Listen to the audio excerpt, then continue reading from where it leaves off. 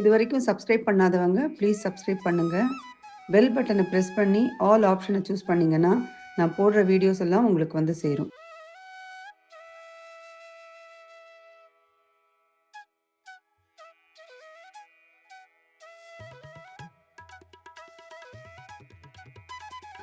இன்றைக்கி நான் திப்ப ரொட்டி செஞ்சுருக்கேன். ரொம்ப சூப்பராக கிறிஸ்பியாக வந்திருக்கு. இதை எப்படி செய்கிறதுங்கிறத இந்த வீடியோவில் பார்க்கலாம். வாங்க வீடியோக்குள்ளே போகலாம். Hi friends, welcome to Sufi's kitchen. திப்ப ரொட்டி செய்கிறதுக்கு உளுத்தம்பருப்பு, இட்லி ரவை ரெண்டும் எடுத்துட்டுருக்கேன். உளுத்தம்பருப்பு எவ்வளோ எடுத்துட்டுருக்கோமோ அதுக்கு 2 மடங்கு இட்லி ரவை எடுத்துக்கணும். நான் இங்கே உளுத்தம்பருப்பு 1 கப்பும் இட்லி ரவை 2 கப்பும் எடுத்துட்டுருக்கேன். உளுந்தையும் இட்லி ரவையும் ஊற வச்சுருக்கேன். உளுந்து வந்து குறைஞ்சது 1 மணி நேரமாவது ஊறணும். இட்லி ரவை அரை மணி நேரம் ஊறினா கூட போகும். உளுந்தையும் இட்லி ரவையையும் 2 தடவை நல்லா வாஷ் பண்ணிவிட்டு அதுக்கப்புறமா ஊற வைக்கணும். உளுந்தை கிரைண்டரில் போட்டு நல்லா நைஸாக அரைக்கணும். முதல்ல அதிகமாக தண்ணி சேர்க்க வேண்டாம். தண்ணி இல்லாமல் உளுந்து போட்டுட்டு ஒரு 5 நிமிஷத்துக்கு ஒரு தடவை தண்ணி தெளித்து நல்லா நைஸாக கெட்டியாக அரைச்சி எடுக்கணும். மொத்தமாக தண்ணி சேர்க்கக்கூடாது. கொஞ்சம் கொஞ்சமாக தண்ணி சேர்த்து அரைக்கும்போது மாவு நல்லா சாஃப்டாக அரைப்படும். இது அரைக்கிறதுக்கு 30லேருந்து 40 நிமிஷம் வரைக்கும் ஆகும். அரை மணி நேரம் அரைச்சதுக்கப்புறம் உளுந்து நல்லா சாஃப்டாக அரைப்பட்டிருக்கு.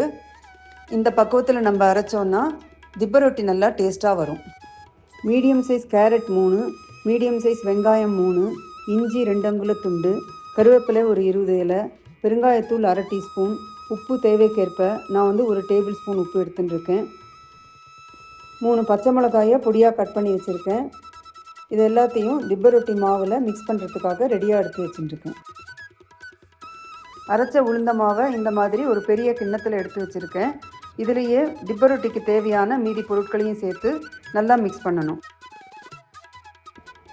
ஊற வச்சுருக்கிற இட்லி ரவையை தண்ணி இல்லாமல் நல்லா பிழிஞ்சிட்டு உளுந்த மாவில் சேர்க்குறேன். இட்லி ரவையை மாவில் சேர்த்தப்புறம் நல்லா மிக்ஸ் பண்ணி விடணும். இந்த மாவோட கட் பண்ணி வச்சுருக்கிற பச்சை மிளகா, வெங்காயம், கேரட், இஞ்சி, கருவேப்பிலை, பெருங்காயம், உப்பு இதெல்லாம் சேர்க்குறேன். காய்கறி, உப்பு, பெருங்காயம் இதெல்லாம் மாவோட மிக்ஸ் ஆகிற மாதிரி நல்லா கலந்து விடணும். இந்த மாவோட 2 டீஸ்பூன் ஜீரகமும் சேர்த்து நல்லா கலந்து விடலாம். இந்த திப்ப ரொட்டி வந்து அரைச்ச உடனே ஃப்ரெஷ்ஷாக செஞ்சால் தான் நல்லாயிருக்கும்.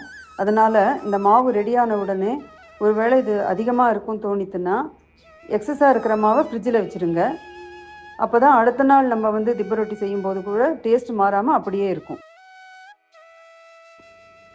நல்ல குழிவான வாணலியில் 1 டேபிள் ஸ்பூன் எண்ணெய் எடுத்துட்டுருக்கேன். அதில் ஒரு 3 கரண்டி இந்த திப்ப ரொட்டி மாவை சேர்த்துருக்கேன்.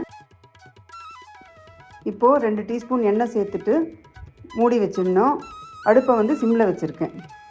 திப்ப ரொட்டி ஒரு பக்கம் காயறதுக்கு குறைஞ்சது ஒரு 10 நிமிஷமாவது ஆகும்.